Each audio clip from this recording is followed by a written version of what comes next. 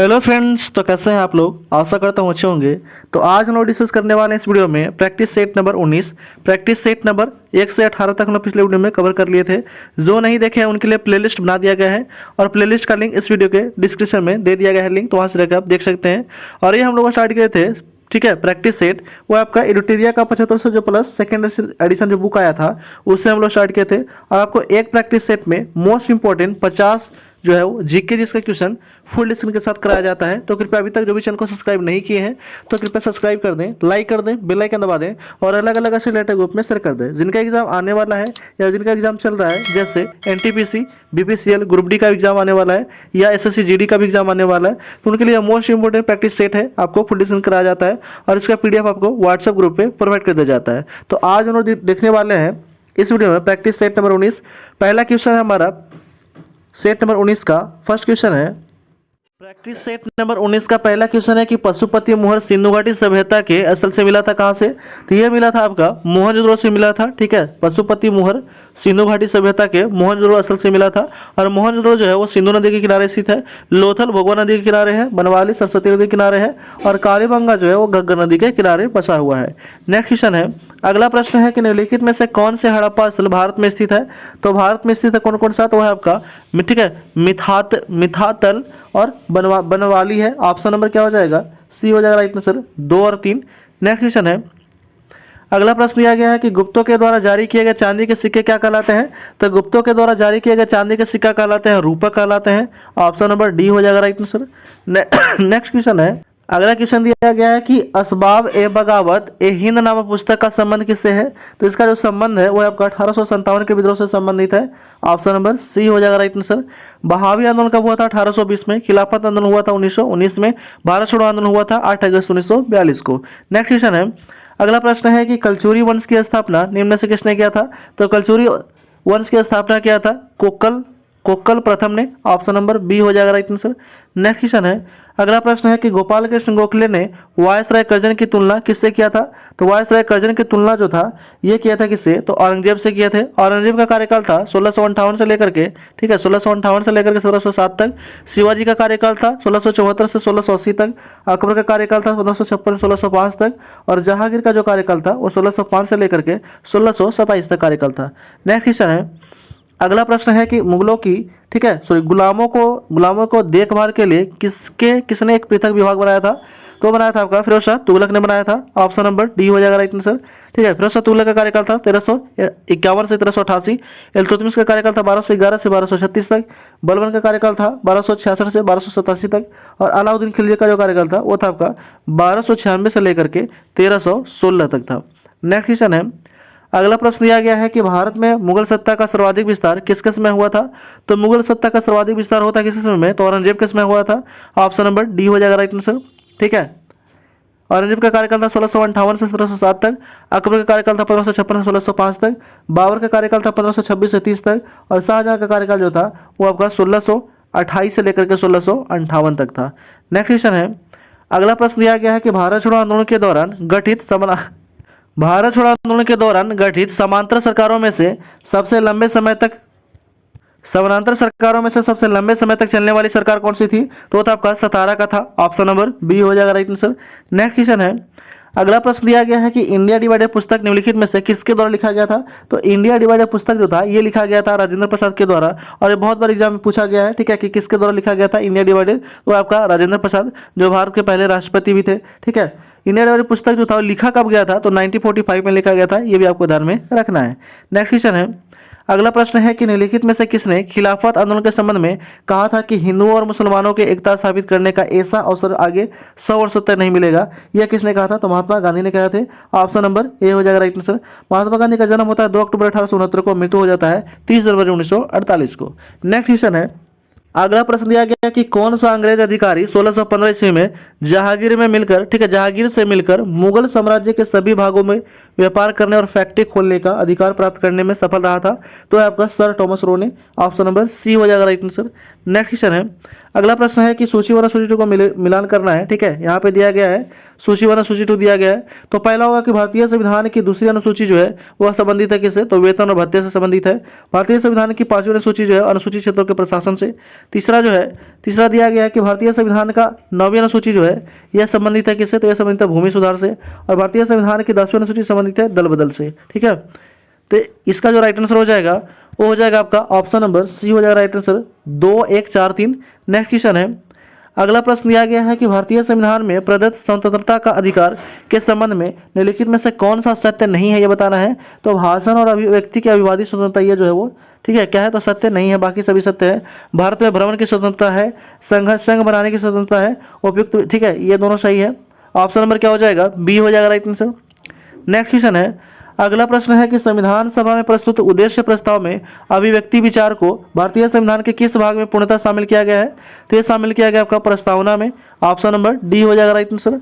Next question है, अगला प्रश्न है कि करों और सरकारी कामकाजों में निर्वाह में हुई अन्य प्राप्तियों से संघीय सरकार को प्राप्त हुआ समूचा राजस्व जमा होता है कहाँ पे? तो भारत के संचित निधि में जमा होता है।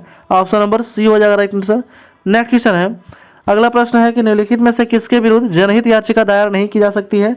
तो जनहित याचिका दायर नहीं किया जा सकती किसके विरुद्ध? तो निजी पक्षकार के खिलाफ में यह जो है जनहित याचिका जो है वो दायर नहीं किया जा सकता है। ऑप्शन नंबर सी हो जाएगा राइट आंसर।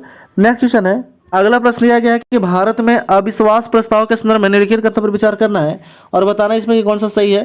पहला है कि भारतीय संविधान में कहीं भी अविश्वास प्रस्ताव का उल्लेख नहीं किया गया है, तो ये सही है। दूसरा है कि अविश्वास प्रस्ताव के केवल लोकसभा में ही पुनः स्थापित किया जा सकता है, तो ये भी सही है। तीसरा कथन दिया गया है वो है आपका कि अविश्वास प्रस्ताव लाने हेतु न्यूनतम 50 सदस्यों का समर्थन आवश्यक है, तो ये भी सही है। ऑप्शन नंबर क्या हो जाएगा? डी हो जाएगा राइट आंसर। 1, 2 और 3। नेक्स्ट क्वेश्चन है, अगला प्रश्न दिया गया है कि स्वतंत्रता के पूर्व किस प्रांत में महार समुदाय को अछूत माना जाता है? तो यह माना जाता है आपका बंबई को। ऑप्शन नंबर बी हो जाएगा राइट आंसर। नेक्स्ट क्वेश्चन है, अगला प्रश्न है कि पालकोंडा पर्वत किस राज्य में स्थित है? तो पालकोंडा पर्वत जो है स्थित है आंध्र प्रदेश राज्य में। ठीक है, आंध्र प्रदेश राज्य की स्थापना हुआ था 1 नवंबर 1956 को। तमिलनाडु राज्य की स्थापना होता है 26 जनवरी 1950 को। केरल राज्य की स्थापना होता है 1 नवंबर 1956 को। और कर्नाटक राज्य की स्थापना होता है 1 नवंबर 1956 को। नेक्स्ट क्वेश्चन है, अगला प्रश्न है कि निम्नलिखित में से कौन सी चट्टान अत्यधिक ताप और दबाव द्वारा रूपों में परिवर्तित होता है? तो यह आपका कायांतिक चट्टान परिवर्तित होता है। ऑप्शन नंबर बी हो जाएगा राइट आंसर। नेक्स्ट क्वेश्चन है, अगला प्रश्न है कि सूची 1 और सूची 2 को सम्मिलित करना है और बताना है इसमें कि कौन सा सही है। पर्वत और यहाँ पे महाद्वीप दिया गया, कौन सा पर्वत कौन से महाद्वीप में है? तो एंडीज पर्वत कहाँ है? तो आपका दक्षिण अमेरिका में है। अल्तानी पर्वत कहाँ है? एंडीज पर्वत जो है यह स्थित है किस महाद्वीप में? तो दक्षिण अमेरिका में स्थित है। ठीक है, अल्ताई पर्वत जो है यह स्थित है कहाँ पे? तो यह एशिया में स्थित है। आल्पस पर्वत जो है यह स्थित है कहाँ पे? तो यूरोप में स्थित है। और ठीक है, अल्पेशियन जो पर्वत है यह स्थित है उत्तरी अमेरिका में। एक बार फिर से देख लेते हैं, एंडीज पर्वत है दक्षिण अमेरिका में। ठीक है, अल्ताई पर्वत है एशिया में। ठीक है, आल्पस पर्वत जो है यह आपका यूरोप में। और अल्पेशियन पर्वत जो है उत्तरी अमेरिका में स्थित है। तो इसका जो राइट आंसर हो जाएगा वो हो जाएगा आपका ऑप्शन नंबर सी हो जाएगा राइट आंसर। 4, 3, 1, 2। नेक्स्ट क्वेश्चन है, अगला प्रश्न दिया गया है कि 2011 की भारत की जनगणना के अनुसार घटते जनसंख्या घनत्व वाले राज्यों को निम्नलिखित में से कौन सा एक सही है, ये बताना है। तो ये हो जाएगा आपका बिहार, पश्चिम बंगाल, केरल और Uttar Pradesh. Option number D हो जाएगा राइट आंसर। नेक्स्ट क्वेश्चन है, अगला प्रश्न है कि निम्नलिखित में से कौन सा मैग्नीज उत्पादक क्षेत्र कर्नाटक में स्थित नहीं है? तो स्थित नहीं है आपका श्रीकाकुलम। ऑप्शन नंबर डी हो जाएगा राइट आंसर। नेक्स्ट क्वेश्चन है, अगला प्रश्न दिया गया है कि भूमध्य रेखीय क्षेत्र के संबंध में निम्नलिखित में से कौन सा कथन जो है वो गलत है, ये बताना है। पहला कथन है कि इस क्षेत्र में वार्षिक वर्षा 200 सेंटीमीटर से अधिक होता है, तो ये जो है वो क्या है? तो ये पहला कथन जो है वो सही है। दूसरा है कि यह हवाई ठीक है यह हवाई जलधारा धाराओं का क्षेत्र है, तो ये भी सही है। तीसरा है कि इस क्षेत्र में शीतोष्ण चक्रवात का वर्षा होता है, तो ये गलत है। चौथा है कि इस क्षेत्र में सामान्यतः एक ही प्रजाति के वृक्ष पाए जाते हैं, तो ये भी गलत है। तो यहाँ पे गलत कथन चुनना था, तो क्या हो जाएगा? 3 और 4 हो जाएगा। इसका जो राइट आंसर हो जाएगा ऑप्शन नंबर क्या हो जाएगा? 3, 4 डी हो जाएगा राइट आंसर। नेक्स्ट क्वेश्चन है, अगला प्रश्न है कि भारत में खाद्य प्रसंस्करण किस क्षेत्र में सर्वाधिक केंद्रित है? तो सर्वाधिक केंद्रित है असंगठित क्षेत्र में। ऑप्शन नंबर बी हो जाएगा राइट आंसर। नेक्स्ट क्वेश्चन है, अगला प्रश्न दिया गया है कि साल्मोनेला टाइफी नामक जीवाणु द्वारा होने वाला रोग कौन सा है? तो साल्मोनेला टाइफी नामक जीवाणु के द्वारा होने वाला जो रोग है वो आपका मियादी बुखार है। ऑप्शन नंबर डी हो जाएगा राइट आंसर। नेक्स्ट क्वेश्चन है, अगला प्रश्न दिया गया है वो है कि निम्नलिखित कथनों में से कौन सा कथन स्तनधारियों के लिए सत्य नहीं है। तो है आपका उनके हृदय 3 कोशिका होते हैं, तो यह सत्य नहीं है। ठीक है, स्तनधारी के लिए यह सत्य नहीं है। नेक्स्ट क्वेश्चन है, अगला प्रश्न है कि निम्नलिखित में से कौन सा एक विभिन्न फसलों के लिए मृदा में विद्यमान एक सूक्ष्म पोषक तत्व है। तो है आपका मैग्नीज है। ऑप्शन नंबर बी हो जाएगा राइट आंसर। नेक्स्ट क्वेश्चन है, अगला प्रश्न दिया गया है कि न्यूट्रोफिल्स और लिम्फोसाइट का उद्गम होता है कहाँ पे। तो उद्गम होता है आपका अस्थि मज्जा से। ऑप्शन नंबर सी हो जाएगा राइट आंसर। नेक्स्ट क्वेश्चन है, अगला प्रश्न है कि निम्नलिखित में से कौन सा जीव अन्य से अलग है।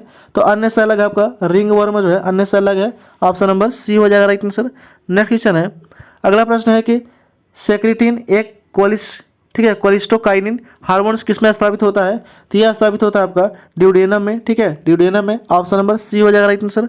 नेक्स्ट क्वेश्चन है, अगला प्रश्न है कि शरीर की वृद्धि व नई कोशिकाओं के निर्माण के लिए सबसे आवश्यक पोषक तत्व क्या है। तो सबसे आवश्यक पोषक तत्व है वो आपका प्रोटीन है, जो हमारे शरीर की वृद्धि और नई कोशिकाओं के निर्माण में सहायता करता है। नेक्स्ट क्वेश्चन है, अगला प्रश्न दिया गया है कि उस पादप का चयन कीजिए जिसमें रंध्र दिन के समय बंद तथा रात में खुले रहता है। तो आपका नागफनी है। ऑप्शन नंबर सी हो जाएगा राइट आंसर। नेक्स्ट क्वेश्चन है, अगला क्वेश्चन दिया गया है 35 नंबर क्वेश्चन है कि निम्नलिखित में से किसमें नर तथा मादा युग्मोदित अनाश्रित तथा स्वतंत्र जीव होते हैं। तो है आपका स्फैग्नम में। ऑप्शन नंबर डी हो जाएगा राइट आंसर। नेक्स्ट क्वेश्चन है, अगला प्रश्न दिया गया है कि निम्न कौन सा युग्म ऊष्मा का अच्छा चालक है। तो ऊष्मा का अच्छा चालक है रजत। ठीक है, रजत मतलब होता है चांदी। ठीक है, रजत मतलब क्या होता है चांदी होता है, और ताम्र मतलब होता है तांबा। तो चांदी और तांबा जो है ऊष्मा का सबसे अच्छा चालक है। तो ये जितने भी आपको क्वेश्चन कराया जा रहा है ये मोस्ट इंपोर्टेंट क्वेश्चन है, और आपको एक प्रैक्टिस सेट में 50 मोस्ट इंपोर्टेंट जीके जिसका क्वेश्चन कराया जाता है। और ये हम लोग स्टार्ट किए थे प्रैक्टिस सेट इरिटेरिया का जो 7500 प्लस एमसीक्यू वाला सामान्य अध्ययन का बुक आया था सेकंड एडिशन, उससे हम लोग स्टार्ट किए थे। तो कृपया अभी तक जो भी चैनल को सब्सक्राइब नहीं किए हैं तो कृपया सब्सक्राइब कर दें, लाइक कर दें, बेल आइकन दबा दें और अलग अलग शेयर ग्रुप में शेयर कर दें। इसका पीडीएफ आपको व्हाट्सएप ग्रुप पे प्रोवाइड कर दिया जाता है, और व्हाट्सएप ग्रुप का लिंक इस वीडियो के डिस्क्रिप्शन में लिंक दे दिया गया है, तो जाकर आप ज्वाइन कर लीजिएगा। आते हैं हम लोग नेक्स्ट क्वेश्चन की ओर। अगला प्रश्न दिया गया है वो है आपका कि धात्विक ऑक्साइड की प्रकृति कैसी होती है। तो धात्विक ऑक्साइड की जो प्रकृति होती है वो होती है आपका क्षारीय होता है। ऑप्शन नंबर ए हो जाएगा राइट आंसर। नेक्स्ट क्वेश्चन है, अगला प्रश्न है कि निम्न किसका अपवर्तनांक सबसे अधिक होता है। तो CO2 का अपवर्तनांक जो है वो सबसे अधिक होता है। ऑप्शन नंबर ए हो जाएगा राइट आंसर। नेक्स्ट क्वेश्चन है, अगला प्रश्न है कि परमाणु में कक्षों में भरने का क्रम किससे नियंत्रित होता है। तो परमाणु में कक्षों को भरने का जो क्रम है यह नियंत्रित होता है अफबाउ सिद्धांत के द्वारा। ऑप्शन नंबर बी हो जाएगा राइट आंसर। नेक्स्ट क्वेश्चन है, अगला प्रश्न है कि एस्पिरिन किसका साधारण नाम है। तो एस्पिरिन जो है वो आपका एसिटिक सैलिसिलिक एसिड का साधारण नाम है एस्पिरिन। ऑप्शन नंबर डी हो जाएगा राइट आंसर। नेक्स्ट क्वेश्चन है, अगला प्रश्न दिया गया, अगला प्रश्न है कि भारत के पहले सुपर कंप्यूटर किस वर्ष निर्मित किया गया था। तो भारत के पहले सुपर कंप्यूटर जो था ये निर्मित किया गया था 1990-91 में। ऑप्शन नंबर ए हो जाएगा राइट आंसर। और नाम क्या था। तो परम। ठीक है, परम 8000 नाम था। ठीक है, परम 8000। नेक्स्ट क्वेश्चन है, अगला प्रश्न है कि ऋणात्मक होलो के कारण किस प्रकार के अर्धचालकों में इलेक्ट्रॉन का संबंध होता है। तो होता है आपका इन प्रकार के अर्धचालकों में। ऑप्शन नंबर बी हो जाएगा राइट आंसर। नेक्स्ट क्वेश्चन है, अगला प्रश्न है कि जेट इंजन का आविष्कार किसने किया था। तो जेट इंजन का आविष्कार किया था सर फ्रैंक व्हिटल ने।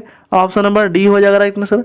नेक्स्ट क्वेश्चन है, अगला प्रश्न दिया गया है कि वैश्विक जलवायु स्थिति रिपोर्ट प्रत्येक वर्ष किस संगठन के द्वारा जारी किया जाता है। तो यह जारी किया जाता है आपका विश्व मौसम विज्ञान संगठन के द्वारा। ऑप्शन नंबर डी हो जाएगा राइट आंसर। स्थापना कब हुआ था इसका। तो स्थापना होता है 23 मार्च 1950 को। ठीक है, जलवायु परिवर्तन संयुक्त। ठीक है, UNFCCC का स्थापना होता है 1992 में। ठीक है, IPCC का स्थापना होता है 1988 में, और UNEP का स्थापना होता है 1972 में। नेक्स्ट क्वेश्चन है, अगला प्रश्न दिया गया है कि भारत में किस वर्ष राष्ट्रीय बाढ़ नियंत्रण कार्यक्रम का शुरुआत किया गया था। तो भारत में राष्ट्रीय बाढ़ नियंत्रण कार्यक्रम का शुरुआत किया गया था 1954 में। ऑप्शन नंबर सी हो जाएगा राइट आंसर। और 1954 से एक जो है वो क्या हुआ था, तो भारत रत्न देने का जो है वो सिलसिला जो था वो चालू किया गया था। ठीक है, 1954 से ही। नेक्स्ट क्वेश्चन है, अगला प्रश्न है कि अर्थव्यवस्था का मौद्रिक आधार क्या है। तो अर्थव्यवस्था का मौद्रिक जो आधार है वो है आपका जनता और बैंकों के द्वारा भंडार के रूप में धारिता मुद्रा की राशि है। ऑप्शन नंबर ए हो जाएगा राइट आंसर। नेक्स्ट क्वेश्चन है, अगला प्रश्न है कि खाद्य संरक्षण आयोग निम्नलिखित में से किस अधिनियम के अंतर्गत स्थापित एक वैधानिक निकाय है। तो है आपका राष्ट्रीय खाद्य सुरक्षा अधिनियम 2013। ऑप्शन नंबर ए हो जाएगा राइट आंसर। नेक्स्ट क्वेश्चन है, अगला प्रश्न दिया गया है कि किस समिति की सिफारिश पर 1 जुलाई 1955 को इंपीरियल बैंक का राष्ट्रीयकरण कर स्टेट बैंक ऑफ इंडिया की स्थापना किया गया था। तो कर दिया गया था आपका गोरेवाला समिति के द्वारा। ऑप्शन नंबर बी हो जाएगा राइट आंसर। ठीक है, नरसिम्हन समिति का स्थापना होता है 1991 में, दीपक मोहंती समिति का स्थापना 2015 में, और दामोदरन समिति का स्थापना होता है 2010 में। नेक्स्ट क्वेश्चन है, अगला प्रश्न दिया गया है कि सूची, ठीक है, और इस वीडियो का लास्ट क्वेश्चन है 15 नंबर क्वेश्चन।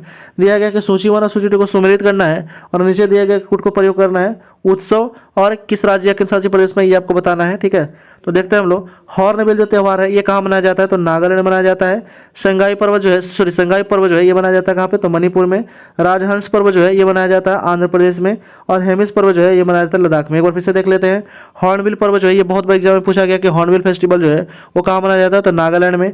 ठीक है, संगाई पर्व जो है ये कहाँ पे है, तो मणिपुर में मनाया जाता है। राजहंस पर्व मनाया जाता है कहाँ पे, तो आंध्र प्रदेश में मनाया जाता है। और हेमिस पर्व जो है ये लद्दाख में मनाया जाता है। ठीक है, तो इसका जो राइट आंसर हो जाएगा वो हो जाएगा आपका ऑप्शन नंबर सी हो जाएगा राइट आंसर, 4, 2, 1, 3। तो इस तरह हम लोग सेट नंबर जो था, ठीक है, सेट नंबर 19 इस वीडियो में समाप्त कर लिए हैं। इसमें आपको 50 मोस्ट इंपोर्टेंट MCQ जीके जिसका क्वेश्चन कराया गया फुल डिस्कशन के साथ। तो कृपया अभी तक जो चैनल को सब्सक्राइब नहीं किए हैं तो कृपया सब्सक्राइब कर दें, लाइक कर दें, बेल आइकन दबा दें और अलग अलग अच्छे रिलेटेड ग्रुप में शेयर कर दें। इसका PDF आपको व्हाट्सएप ग्रुप पे प्रोवाइड कर दिया जाता है और व्हाट्सएप ग्रुप का लिंक इस वीडियो के डिस्क्रिप्शन में लिंक दे दिया गया है, तो वहाँ से जाकर आप ज्वाइन कर लीजिएगा। Thanks for watching.